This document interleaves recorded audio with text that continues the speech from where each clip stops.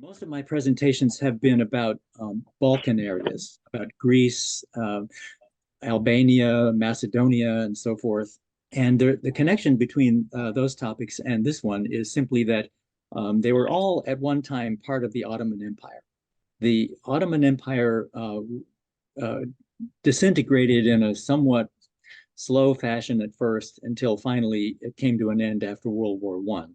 But there were many um, changes and places that briefly had their own autonomy and their own stamps. So, from a stamp collecting point of view, there was enormous complexity.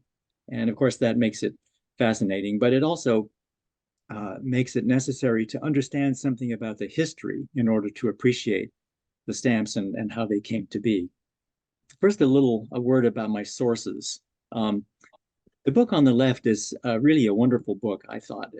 There are many books about this subject, but this sort of brings together all the topics that are of interest to me and goes into great detail about the individuals, the personalities involved.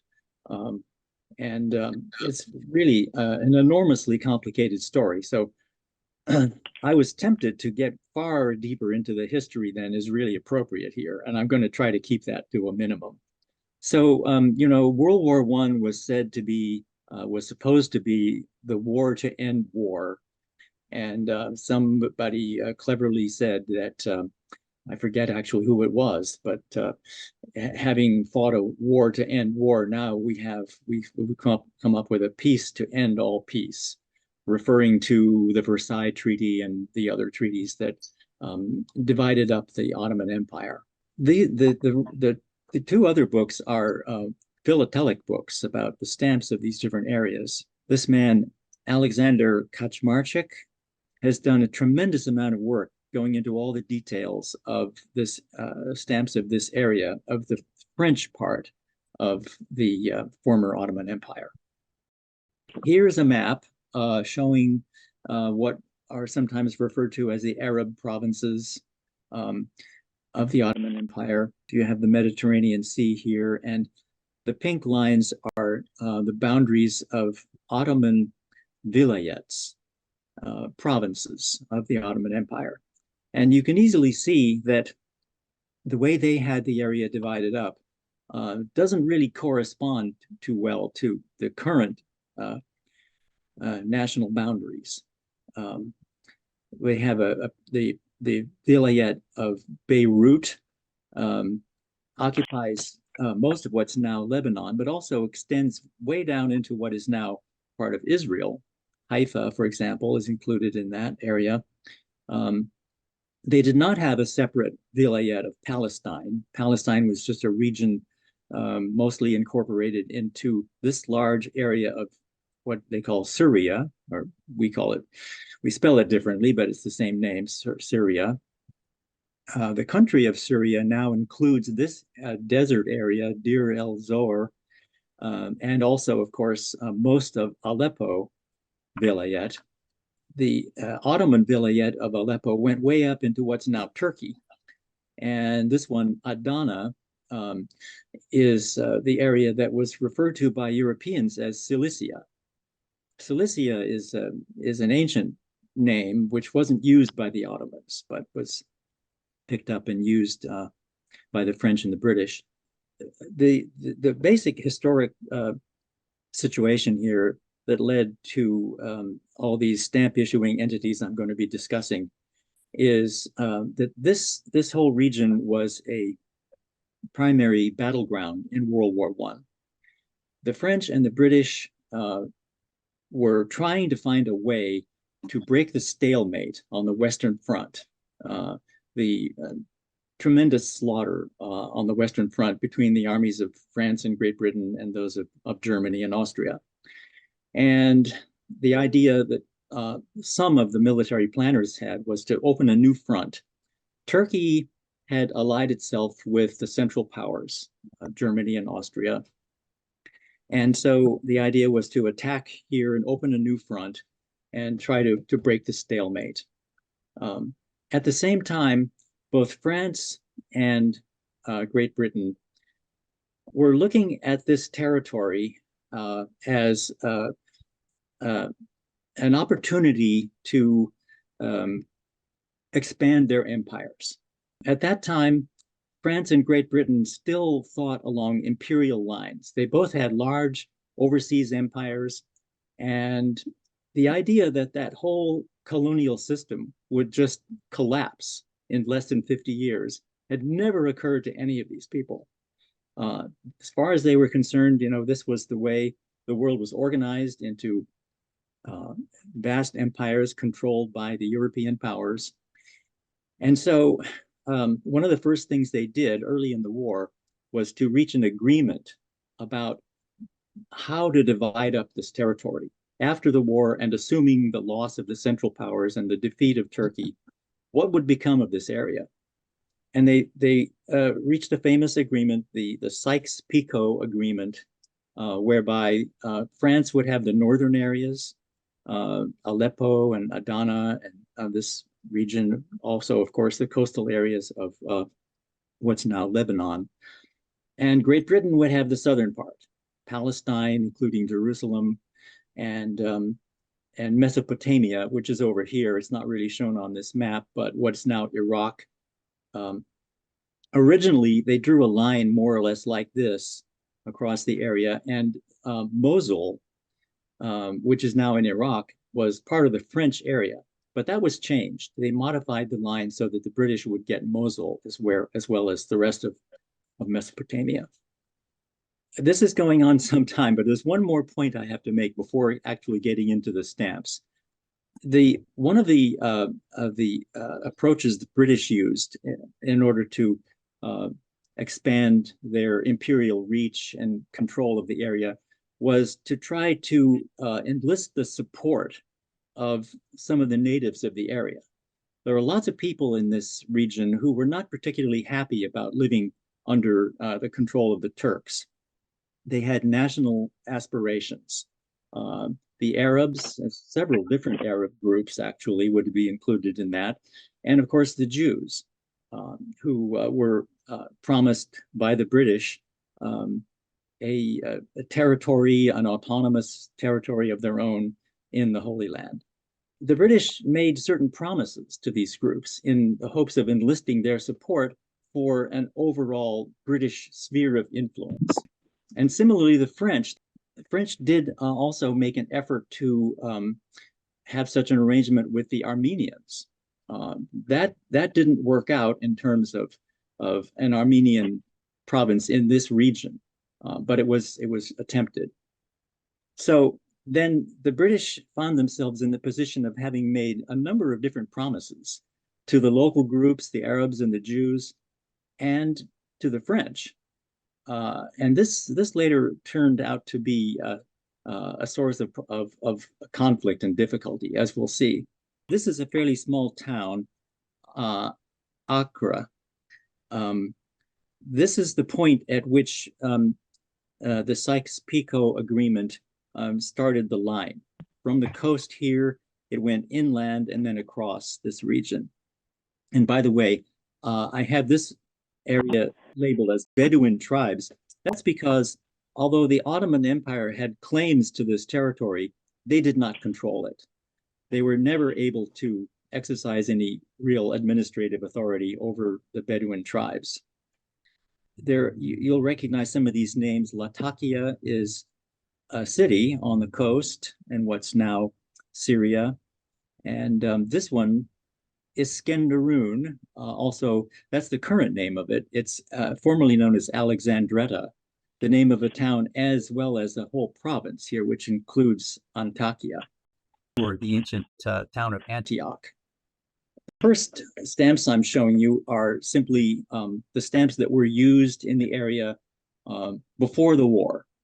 Until 1918, October of 1918, all the postal services in the Levant used either Turkish stamps, like the one on the far left with the Jerusalem postmark, or stamps of the European post offices that operated in the Ottoman Empire.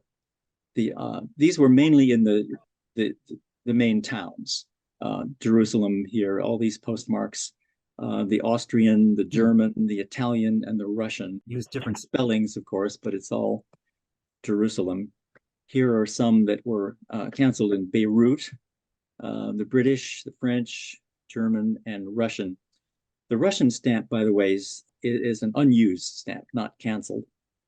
But it's a Russian stamp that has been overprinted as part of a celebration of the 50th anniversary of the Russian Postal Service in the Ottoman Empire, 1857 to 1907. They issued a whole long set of stamps overprinted for all the cities in which their post office operated. So some useful dates. May 1916, the signing of the Sykes-Picot Agreement, the agreement on the spheres of influence in the Middle East. Now, it was primarily the British under the leadership of General Allenby who conquered the region, who successfully invaded and drove out the Turkish forces from the key cities, starting in Jerusalem and then moving on into Damascus and finally Aleppo. In October of 1918, you'll notice there's a long period there from summer of 1917. Allenby succeeded in defeating the Ottoman forces and entering Jerusalem in December of 1917. But then it was most of a year before he could move on to Damascus and further points north. The reason being that simply the fighting on the Western Front was consuming all the resources, and not enough troops could be spared to do this operation in Turkey. I might add that the whole idea of having a front in the south against the southern part of the Ottoman Empire was not something that all the British military authorities approved of. Some of them thought it was a diversion, that it was meaningless and pointless, and that the main struggle was on the Western Front. But David Lloyd George, who took over as prime minister during the middle of the war in 1916, was strongly in favor of the idea of attacking Turkey. And he had long-range, shall we say, imperial ambitions to control Palestine and Mesopotamia. And this was one of his motivations went actually beyond the military. He had envisioned a large portion of that Middle Eastern area under British control as a major addition to the British Empire, and a sort of a land route to India would connect the Mediterranean. It didn't go all the way to India, of course. There was still Persia or Iran in the way, but there would be a land route to the Persian Gulf. Well, back to these dates. By October 31 of 1918, just a month after the conquest of Damascus, the signing of the Armistice of Mudros. This was the point at which the Turks surrendered to the Allies, and they were the first of the Central Powers to surrender. And as we know, it was only another month, November of 1918, that the war finally came to an end with armistice signed by the Germans and Austrians. In November of 1919, the British withdrew from Syria. This was according to the Sykes-Picot Agreement. They basically, they were there. They were the ones who defeated the Turks, and they were in power there, but they withdrew in favor of the French. But they left Prince Faisal, the Arab prince, son of King Hussein, in charge in Damascus because they had promised him a, shall we say, semi-autonomous kingdom as part of their agreement with the Arabs. In March of 1920, March 5th, 1920, the Arab government of Syria, this is the one with Faisal in charge, declared its independence, which really caused a problem for the French, because they, unlike the British, they had no agreement with the Arabs about setting up an independent government. And they thought this was contrary to their interests. So they refused to let it stand. July 25th, 1920, the French drive Faisal out of Damascus and take over. He then takes refuge with the British in Palestine and later is made king of Iraq. This map shows the division of the territories under the Sykes-Picot Agreement. You'll notice that there's a dark blue zone here and a dark red zone here. These were areas that the British and the French agreed would be under their sole control. They would have direct control over Mesopotamia, including Baghdad and Basra, and the French would have direct control up here with Alexandretta and up in Cilicia. The central areas, which were primarily inhabited by Arab populations, with a number of minority groups as well, but this was supposed to be left as a semi-autonomous zone that would fulfill the promise the British had made to the Arabs. And then, of course, Palestine was supposed to be an international zone controlled by both of them together, French and British. That arrangement didn't last, but it was part of the original agreement. This map shows the area that was supposed to consist to be left as an Arab kingdom.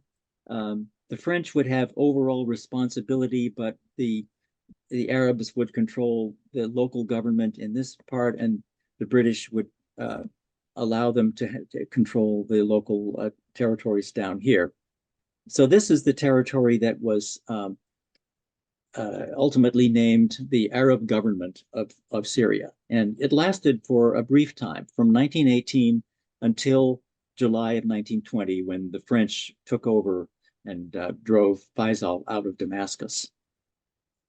Here are some of the personalities involved. On the left is Faisal, who worked with the British.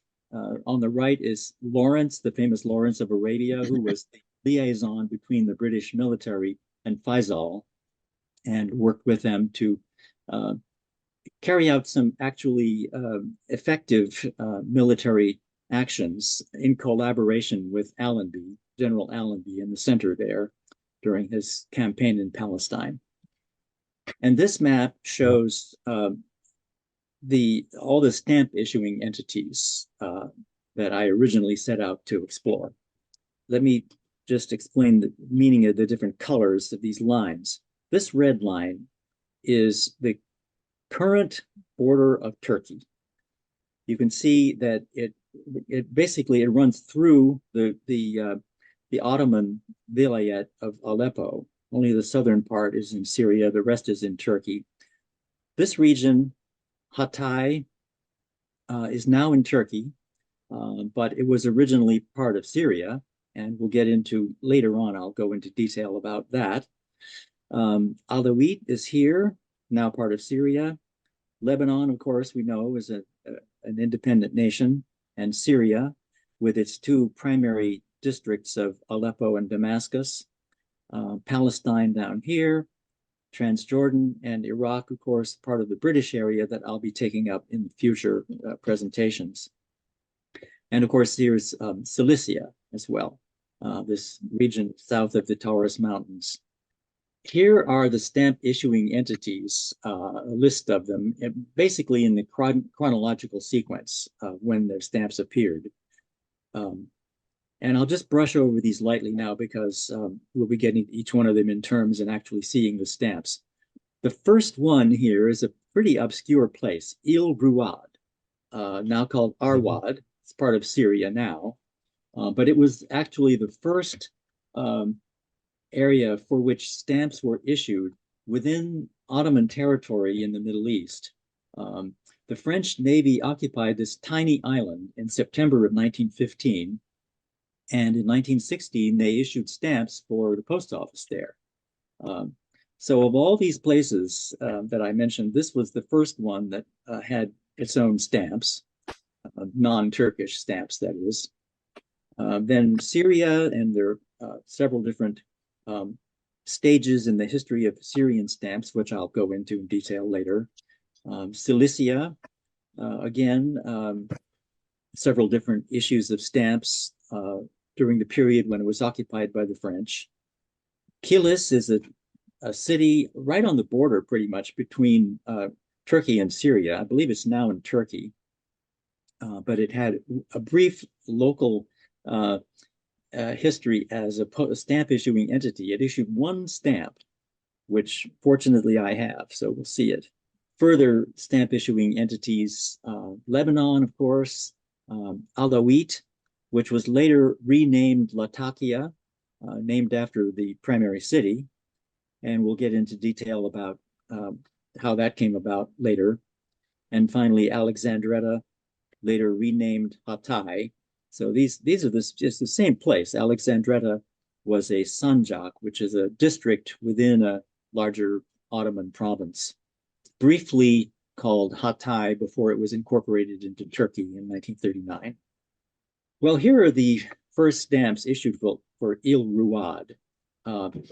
I don't have these stamps. These are images I took from an eBay site, and I have absolutely no idea whether these stamps are genuine.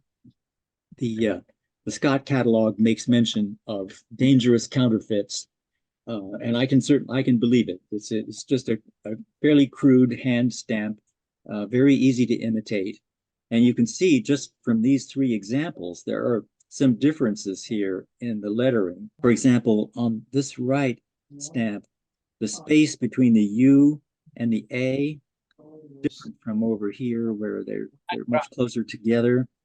So I would strongly suspect that at least one, if not more, of these stamps are counterfeit. I would never buy these stamps except unless they had been certified by some expert that I felt I could trust. This, by the way, this is Ile Ruad, a tiny island, and you can see in the distance in the back there. And this image is just copied off the internet. Is the coast of Syria, so it's not very far away. It's highly built up, as you can see, and it's quite ancient. It's been settled for thousands of years. But this is where the French Navy first approached the region, occupied the island, and set up their headquarters there. Next, after the initial hand stamps issued official overprints, Il Ruad. And by the way, I didn't mention those hand stamps are said to be the creation of an enterprising stamp dealer. I think it's mentioned in my text. Felix Cohen. This was often done when a new territory opened up and a post office opened, which needed new stamps. There were entrepreneurial types who offered them stamps, in the hope of making some money off of stamps they provided. But these were issued officially by the French government, overprinted on the stamps for the French offices in the Levant. Now, the first stamps actually used in Syria after Allenby's successful invasion were the Egyptian Expeditionary Forces stamps. The British headquarters in the Middle East was in Cairo. That's where they set up their base of operations and moved out from there. And these stamps were used in all of the territories that the British conquered. All Palestine and later Syria as well, and Lebanon. Wherever the British Army went, they took these stamps with them. These stamps are listed as Palestine 4 through 14. They're listed under Palestine for convenience, but they were used everywhere the British went. Palestine numbers 1 to 3 are the same stamps with different perforation. They have they're rouletted as opposed to perforated. And as far as I know, they were all issued at the same time or about the same time. The only covers I've seen using these stamps have the perforated versions. So I show them here as the first stamps.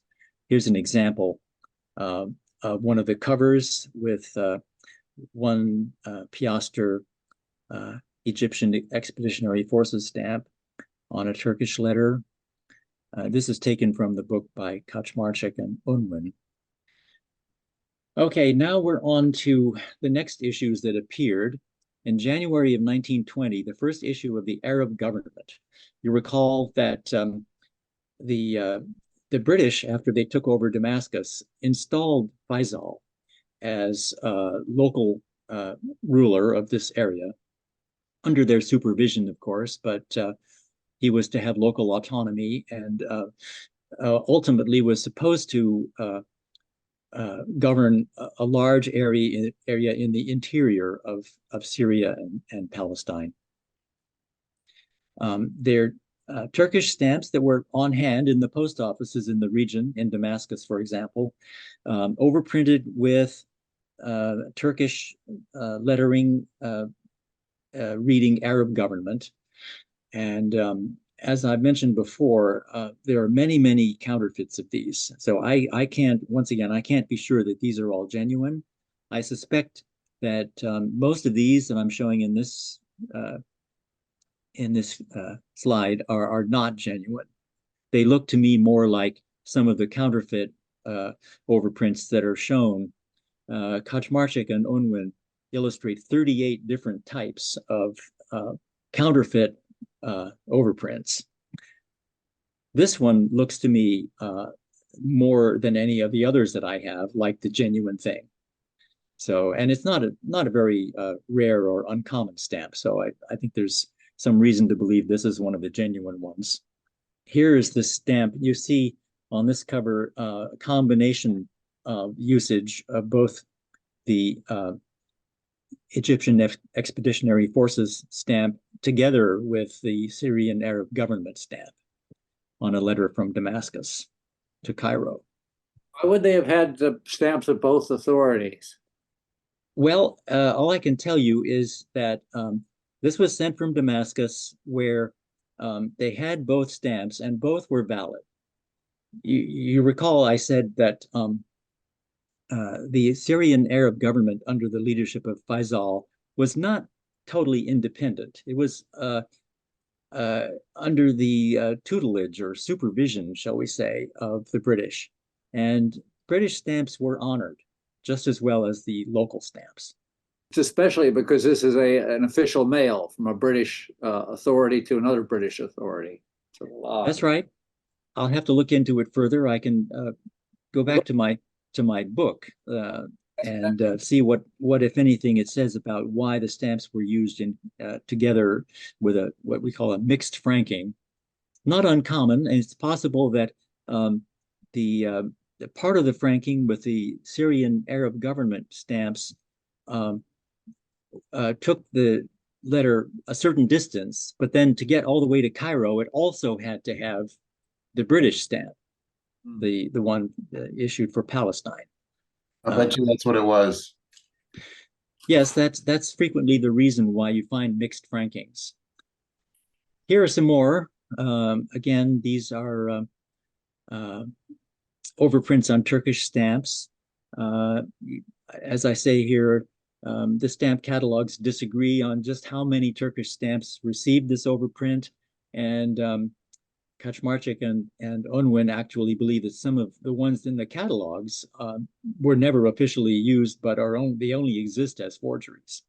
But that's their opinion, having based on their own study. More stamps. These are ones that have the Turkish wartime overprints under the Arab government overprint. The moon and crescent and star overprints. And those, as you recall, there's a story behind those. When the war broke out, the Turks suddenly found that their source of stamps dried up.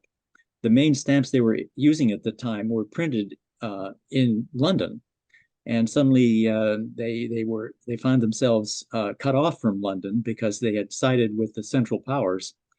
And so they took a lot of their older stamps, which had at that point been demonetized, and they overprinted them with the star and crescent overprints to indicate that they're once more valid for postage. Here are some more of these same overprints on revenue stamps. These are ones these were used to seal the packages containing cigarette papers. And they're very common. So you can imagine that they had a lot of these things on hand. revenue stamps for a very popular item, cigarette papers. This is the second overprint used by the Arab government.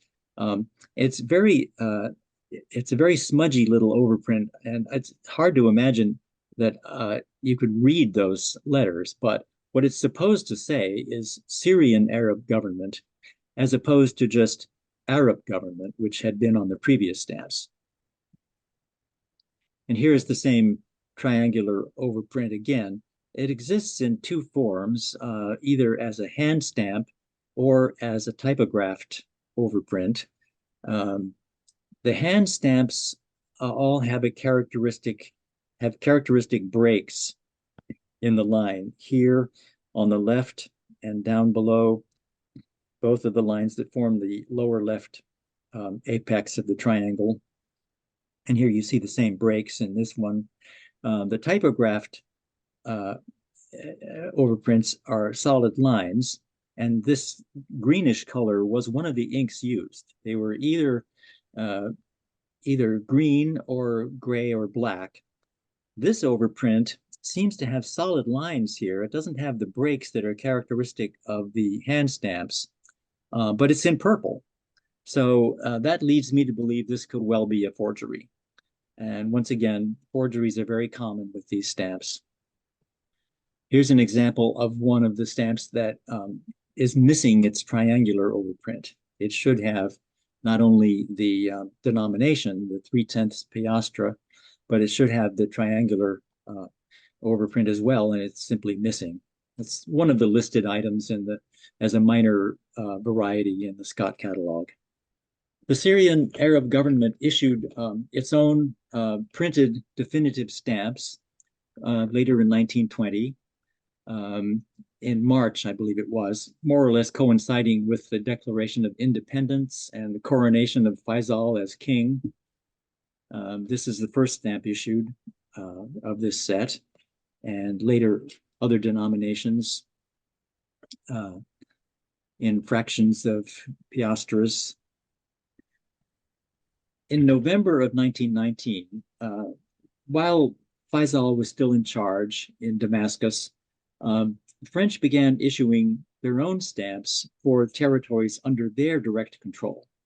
At that point, that was simply the coastal areas, including, of course, Arwad, but the coastal area of Lebanon and what's now northern Syria.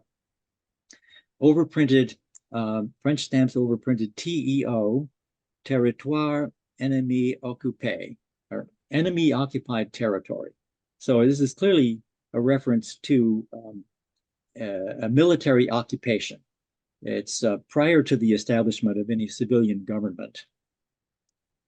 They issued then a second set of stamps under their control, same inscription, but differently arranged. The denominations are differently arranged, TEO. And then they changed to OMF, Occupation Militaire Française, first in thin letters. Maybe some of you who have these stamps in your collections will remember the difference between the thin letters and the thick letters, two separate issues with different Scott catalog numbers. And then another set with using the name of Syria for the first time, military occupation of Syria. And the denominations now are in centime and piastre. They changed that because, of course, centimes are French currency, hundredth of a franc. And what they intended to indicate here in these overprints is a hundredth of a piastre. So they changed it to centime, from centime to centime. Now, we get back to some more history. The Treaty of Sevres was the preliminary treaty that was supposed to resolve all the issues of the territories in the Middle East, in the Arab provinces of the Ottoman Empire. In fact, not just the Arab provinces, but all of Turkey. It made a number of provisions that did not stand. The Treaty of Sevres was in force for a brief time, but was ultimately replaced in 1923 as a result, basically as a result of Turkish efforts to reclaim territory. The Turkish nationalist forces under Mustafa Kemal started a campaign. They were extremely unsatisfied with the provisions of the Treaty of Sevres. The Treaty of Sevres left Turkey as only a tiny area. In fact, I'm going to show you a map here that shows how the Treaty of Sevres divided up the territory of what's now Turkey. In the west, you had a large area that was given to Greece, Smyrna, and all this territory on the coast of the Aegean. And then the Italians were given the mandate to control this area, a large part of southern Turkey. This was the French mandate, including Cilicia and large part of the eastern Turkey, going down into Syria, of course. This was supposed to be Armenia. Of course, there did ultimately end up being an Armenian state, but not here. The ultimate territory of Armenia was farther to the east. And this area here was all that was left for the Turkish nationalists with their capital at Ankara. They didn't control Istanbul, Constantinople. That was occupied by the Allies in collaboration with the Greeks. So you can see why Turks with nationalist ambitions would be unhappy with this. From being, a vast empire, they had been shrunk down to this tiny territory, and they began a very vigorous campaign to counteract this arrangement. So back to the dates. In 1920 and 21, Turkish nationalist forces led by Mustafa Kemal began their campaign to recover lost territory. On October 30th, 1921, France actually renounced its mandate in Cilicia, keeping only the Sanjak of Alexandretta. That's the place that is now part of Syria. Sanjak is a district, part of the Vilayet. Vilayet is a province made up of a number of Sanjaks, so it's a smaller area. September 1922, the Turkish forces were successful in driving out the Greeks, and that's another whole story that we'll go into another time. On October 11th of 1922, the Armistice of Mudanya, the Allies agreed to withdraw from Turkey, and Greece and Turkey exchanged populations. As I say, that's part of another story. On July 24th, 1923, the Treaty of Lausanne establishes the borders of the current Republic of Turkey, including Constantinople, Istanbul, Eastern Thrace, and Smyrna, and Cilicia. And in the Turks did relinquish control over the Aegean Islands and the Arab provinces that became Syria and Lebanon. And finally, later in 1923, the League of Nations grants a mandate to France for provisional control of Syria, Lebanon, and Alexandretta. I say provisional control because the idea was not that these were to become French colonies.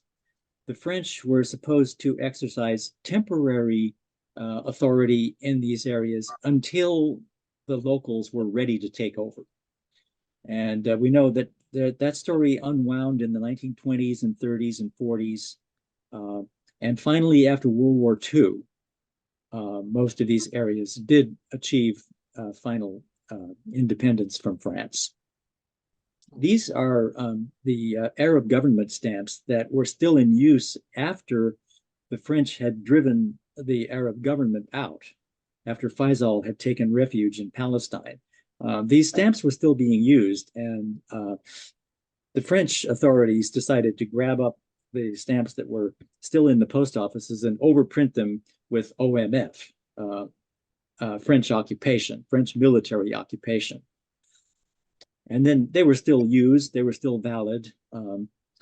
but now they had this overprint.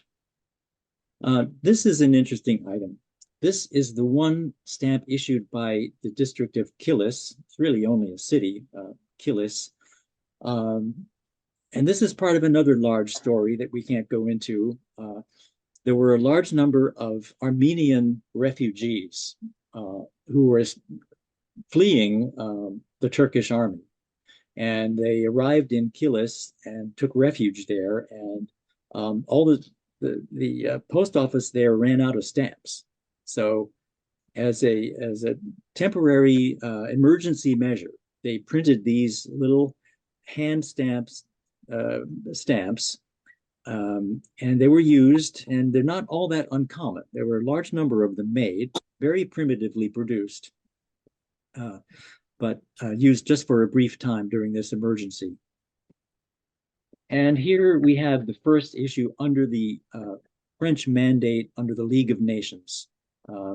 France now has direct control of the whole territory, which they label as Syria Grand Liban. At that point, Syria and Lebanon had not been divided into two separate countries. They were one large district labeled as Syria Grand Liban. And the same overprint on more French stamps, the Pasteur issue. Here is the first issue actually made for Syria as the first non-overprinted stamps. I consider this a very handsome set. It shows scenes of various places in Syria. The central stamp on the bottom row, the green stamp, is Alexandretta, city on the seacoast. And then the one on the right is Hama, another city in Syria. And the rest of the set showing scenes of Latakia, Damascus, and Palmyra. Palmyra is an ancient city. The ruins still exist. You see on the 2 piastre and 25 piastre stamps pictures of ancient ruins. Some of these ruins, as you may have read, were recently demolished by the Islamic State that briefly had control of this area until they were driven out, by U.S. and other allied forces. This is another set of Syrian stamps. There was a second issue of landscapes, which is also very nice, but I didn't want to try to include everything, so I skipped that one and went on to this beautiful engraved set. I consider these very handsome stamps, showing the Parliament building in Damascus is in the top set, and then a famous Arab poet, Abu al-Ala al-Mari. I'm not sure I've ever read anything by him, but he's a handsome looking guy. Here are some more of him, and in the large fez is the president of Syria, Ali Bek al-Abed. And finally, the last two stamps, the high values of this are Saladin, the famous conquering general who defeated the Crusaders back in 1187. For about 88 years, there was something called the Latin Kingdom of Jerusalem. The Crusaders succeeded in 1099, in the First Crusade, in conquering Jerusalem and driving out its Islamic rulers. And they set up a state there, which lasted for, as I said, 88 years until they were defeated under the leadership of Saladin. This is sort of a natural stopping point. Maybe this is enough for now, and I'll take up the next part next time.